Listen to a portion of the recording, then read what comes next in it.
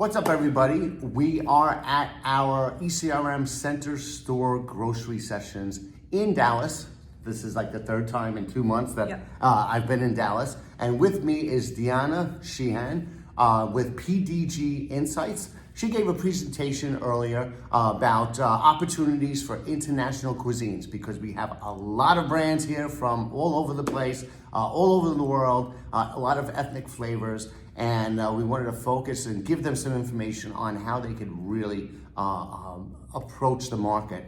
So today we're going to touch on some of the things that Deanna spoke about, some of the takeaways. So thank you for that presentation. And to start off, I liked the way you led the presentation, where you used Chef Boyardee as an example, because like nowadays, we're used to seeing a lot of different ethnic cuisines, but it wasn't always the case. Yeah. Can you talk a little bit about that? Yeah, and it's funny, this is actually, it's a story that has stuck with me for 13 years when I worked with Conagra Foods, which now owns Chef Boyardee. And when I was working on this, it really hit me that that was the origination of international foods in the United States. So Chef Boyardee, it was a brand in the early 1900s that started by an immigrant family, the Boyardee family. And they opened a restaurant first, and then they ultimately went and wanted to create shelf-stable versions of their pasta and their sauce. And right around the late 1930s, they started to can spaghetti with sauce. When World War II hit, they worked with the United States government to actually offer Chef Boyardee as rations to World War II soldiers in Europe and in Asia. And when those soldiers came back after World War II, they really enjoyed the pasta and sauce they had. And that really is the origination of this idea of international foods in the United States, was World War II soldiers returning home looking for Italian food. Yeah. And that was a good segue into what you talked about in the evolution of it, because of how it evolves. Now we're so used to social media and everything, but there is kind of a path that international cuisines follow in getting from another country to here. Yeah. Take us through that path. When you think about international flavors, when you think about ethnic cuisines, it really starts with your house. What are you cooking at home if you are Mexican American, or if you are a Mexican immigrant, if you are an immigrant from Thailand or Vietnam, right? Your family is cooking certain meals at home, right? And so that one-to-one engagement with the food is really where it starts. But that one-on-one engagement can also come from other avenues. It could come from people dining out at fine dining establishments that really specialize in a cuisine. Or it could go from visiting international markets and being exposed to things that way. So when you start to think about kind of the evolution of these types of foods being adopted mainstream, it starts at home and then it slowly bleeds out, right? It moves into, I brought friends home and they tried my mom's food and they liked it, or they had tamales, or they helped me make tamales. Now I want tamales, where do I get them? And so you start to see that move out slowly to a slightly larger scalable model, right? You see brands start to make their way to fast casual restaurants or quick serve restaurants. If you think about kind of the integration of things like Chipotle into foods, or if you think about Korean barbecue flavors, making it into foods. They started as restaurants that were more sophisticated restaurants or specialized restaurants, but now you're finding those flavors at a Wingstop or at a burger joint or whatever it is. You also see those flavors at specialty retailers.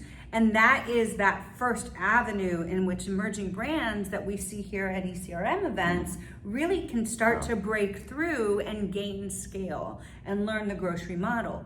What's interesting is once that penetration among consumers has gotten large enough, maybe 30 to 40% of people have tried those flavors, you start to see grocery stores engage. And that's really where you get full-scale adoption, is once, in essence, a cuisine type or a flavor profile has moved from home cooking to specialty grocery and fast casual and quick serve restaurants into mainstream retail, that's when you know that you've kind of hit the end of the innovation pipeline and moved into this can be open for consumption for any consumer. Yeah, so one-on-one, and a one-on-one could be, like you said, family, but also maybe a family member traveled, had some foods with somebody else, then brought it home. Exactly. But that person-to-person sharing, then the fine dining, then the QSRs, you know, so that path.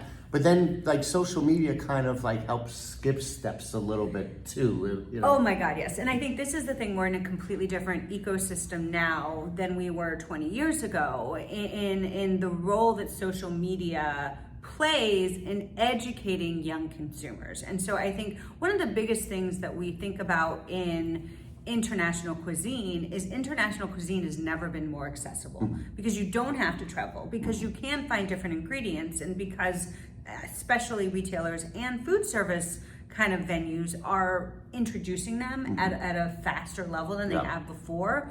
But when you look at the Gen Alpha and the younger Gen Zs of the world, they are actually leaning into and relying on avenues like Instagram and TikTok and YouTube to really learn how to cook and how to engage. And that has increased interest at an exponential level, which I think as we look at international foods as a whole, I think it is I think that the pipeline or in essence, the timeline of adoption has easily been cut in half, if not in a third, as we look at introducing new flavors. Yeah, it's funny, the younger generations, they don't do one-on-one. Right. It's like social media. It's one to many. Yeah, so, and like my neighborhood in Queens, in Astoria, Queens, is, I see that in action, right? Yep. We have just the strip called Ditmars Boulevard, right off of my block.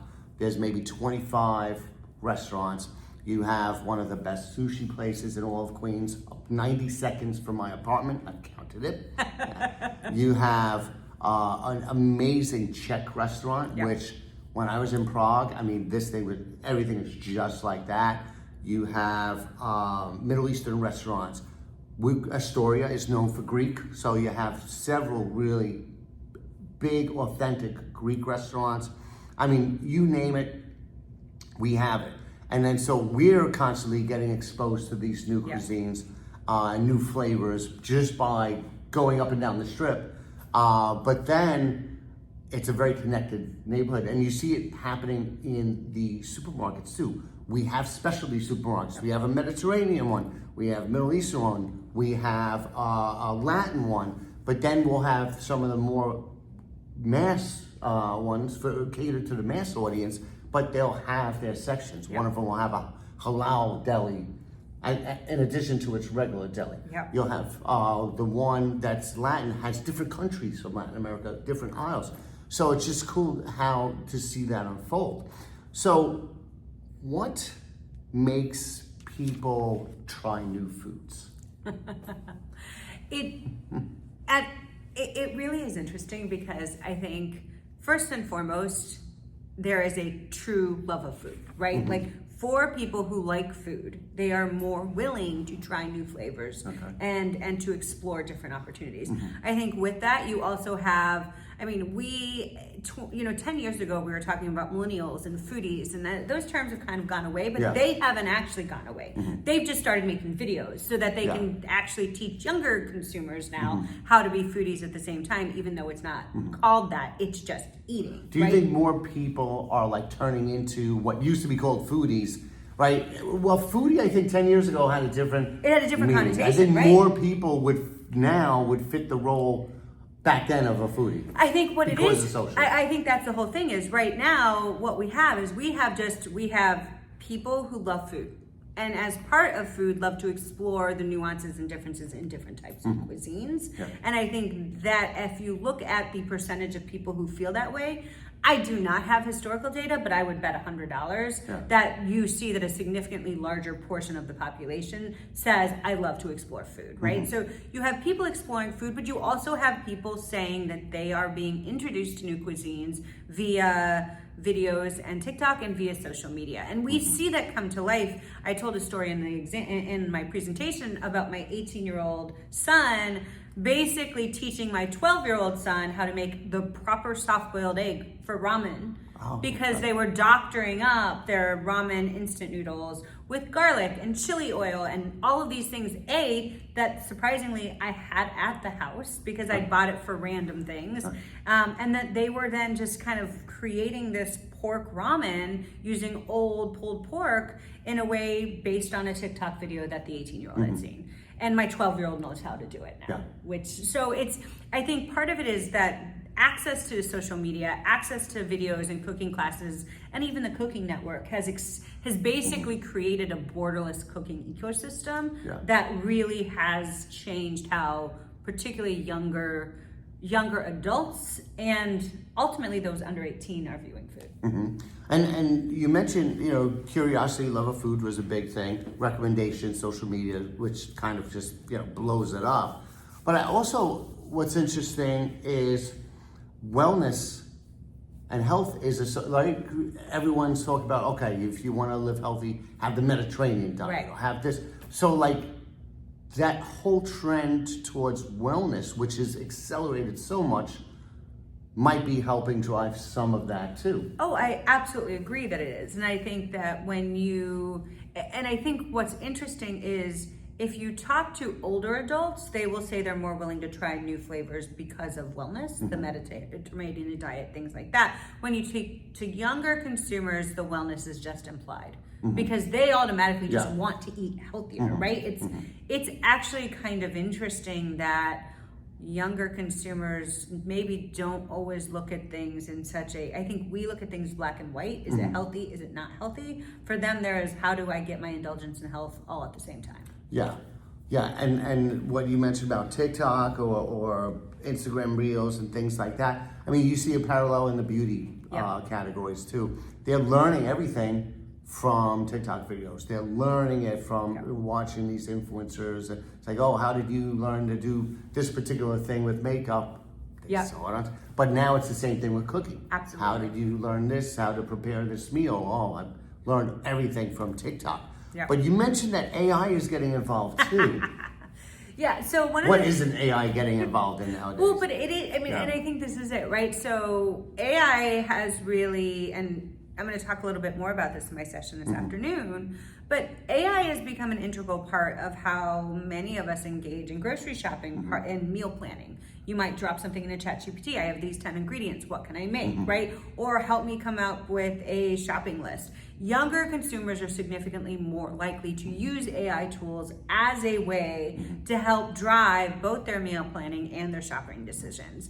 And so what's interesting is the more that the AI tools they have access to start to learn who they are, and if they are willing to try international cuisines, that AI tool is then more likely to continue to send them new international recipes and suggestions for the shopping list that will then continue to expand and build on their interest in international foods. And so it just helps to continue to accelerate the adoption of new cuisines in the broader grocery ecosystem. So it'll be interesting, like for brands and for retailers, is to really play with ChatGPT a little bit and see what's gonna come up when people do these different searches. Both from an ingredient perspective or from a meal perspective.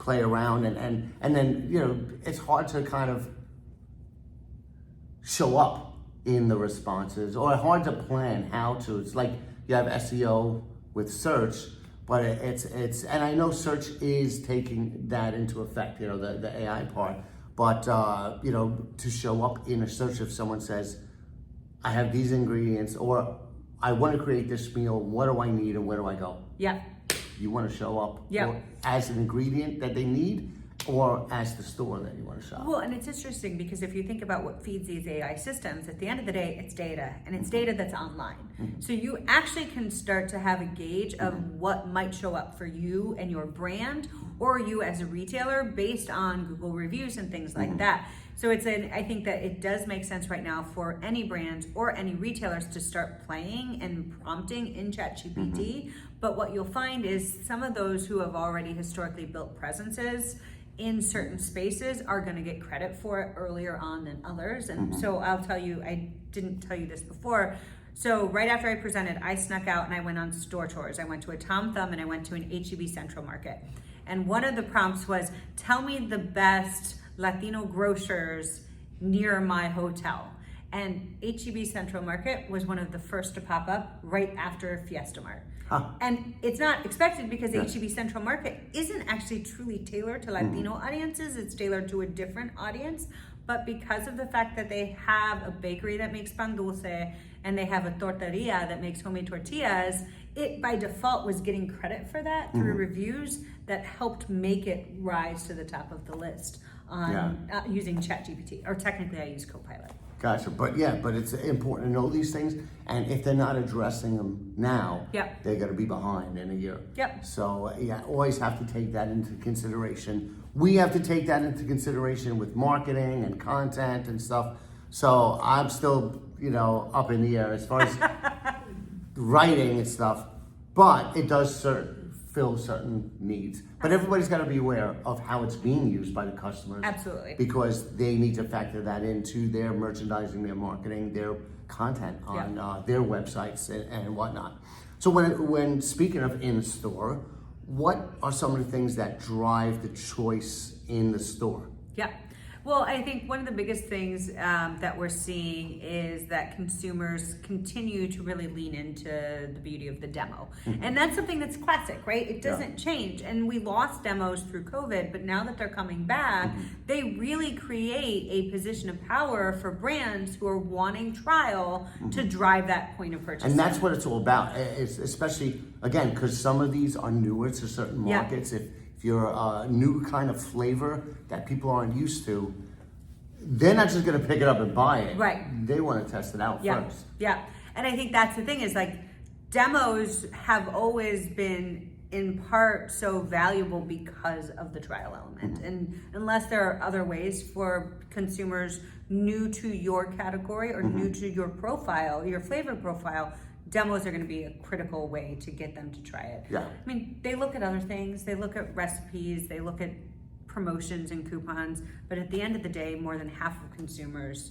said they trusted that demo to help make them drive the purchase. And that's why, one of the reasons why the fine dining part is part of that path, because in essence, it's kind of a demo. It's a place where you could demo something, and then later you see that ingredient or flavor in a product at a grocery store. You're like, okay, have a little bit of familiarity with it already.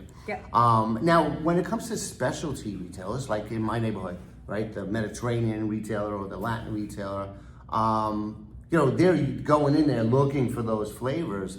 But what can the more general market retailers learn from these specialty retailers when it comes to global cuisines? I mean, I think one of the things that is most important for mainstream retailers when they are competing or looking for inspiration from specialty retailers is really looking at the prepared food section of their store and the specialty retailer store, because the prepared food section is actually one of the places, not just fully prepared, but also those kind of easy meal solutions where you've added seasoning and things like that. You could do something as simple as actually having marinated chile limon chicken breast to grill without doing a lot of work, right? If you are in a market where you have a larger Latino audience and want to show that you recognize and acknowledge them as consumers without having to invest significantly, right? So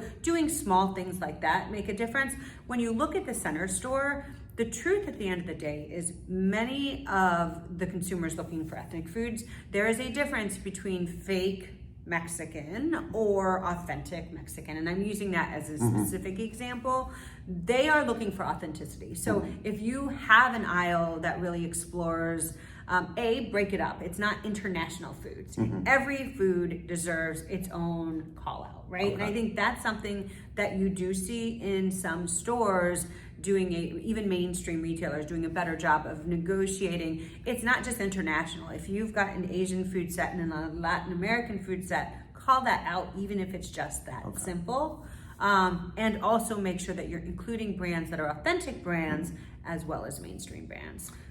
I think one retailer in my neighborhood that does a fantastic job of this, is Food Bazaar. I think they have between 14 and 18 locations, maybe more by now.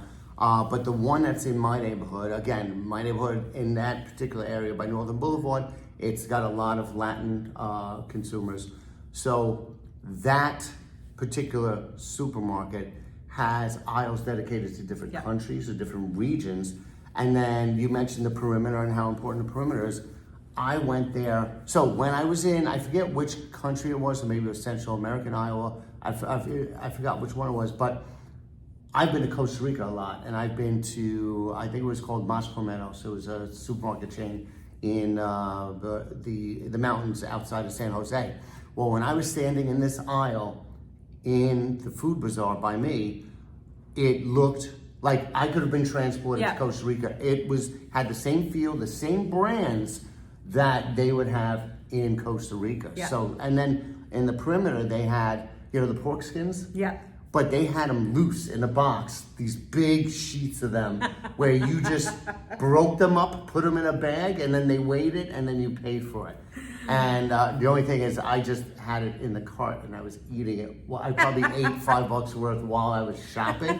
But the thing is, when you say authenticity, it's like that's, it's not in a bag. Sure, they had the pork rinds in the bag, whatever. But seeing that, I was like, wow, this is not what you see in a typical grocery store. But you go to Brooklyn, where they have a West Indian down low, the store makeup is different. And I think this is a whole thing, right? Retailers as a whole have talked about really tailoring assortment to the market you're accommodating. And that has got to be done not just at a zip code level, but in many cases, if possible, at a block level. Like, it needs to really be tailored to the consumers that are there. Those are the retailers that are going to get rewarded with long-term loyalty, because that's what differentiates those stores. And I live in, I'm in the suburbs of Chicago, and there are some beautiful specialty retailers, and they actually have walked away from even this idea of I'm focused on a specific demographic group, and they've actually they'll have these big old, like the Dominic food stores. A lot of them have taken over these international markets that have aisles for different European countries of origin, different Asian countries of origin, different Latin American countries of origin. And you go into those perimeter aisles, and both the produce, the meats, and the cheeses really have been tailored for multiple countries of origin. And so that also then creates this path of integration, because the thing is, all of us are living in these neighborhoods together, and it actually kind of encourages this ecosystem of adoption across the cuisines, which is really, really cool. The only thing that's a challenge, though, that would seem to me is, sure, like in a neighborhood like mine, you have all of these different demos, international demographics, and that everybody likes trying out new flavors from other ones. So, but you only have so much space in the store. How do you pick? Do you divide it up equally according to how many people in the market? But then how do you insert the new cuisines from other areas that don't represent the local demos that you think they would be a big hit? I think some of this really is trial and error. I think some of this is start with an end cap. Right? Like, start with a featured cuisine of the week or month or something. And I mean, the truth is, there's not really a clear answer. I think what it is looking at the store footprint that you have, where you have space, and finding creative ways to integrate them in, but also let people know that they're there, because that's the one thing. If you are in a store that is featuring a number of different cuisines, things could get lost unless you guide people to those new things that you're trying to bring. Okay, that reminds me of years ago, I visited a Bristol Farms, and they were doing a hatch chili special.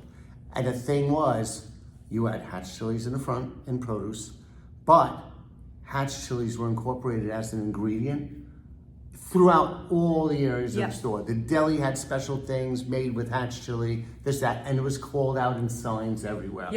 And so I think that was like a perfect example of what you just said. Communication is key, right? They've got to find it, but you've also got to tell them how to find it. And I think that retailers that do a really good job talking to their consumers in store are ultimately really going to be able to drive people where they want to go. Gotcha. So, final takeaway for brands and retailers.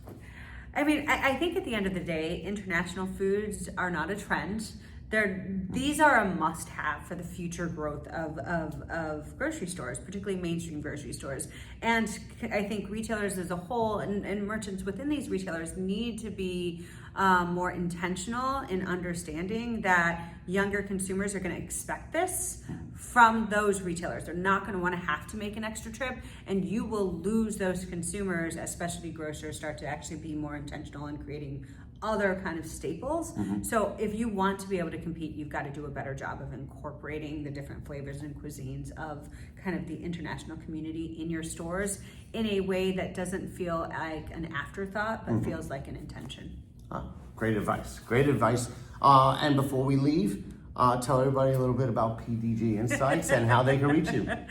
I am Sheehan from PDG Insights. I launched my company after 25 years in the business to really help emerging brands navigate kind of data analysis and better understand their consumers when they're making brand and retail strategy decisions. So check me out, find me on LinkedIn. I've got PDG Insights and Sheehan on PDG. You can find me there anytime. Awesome.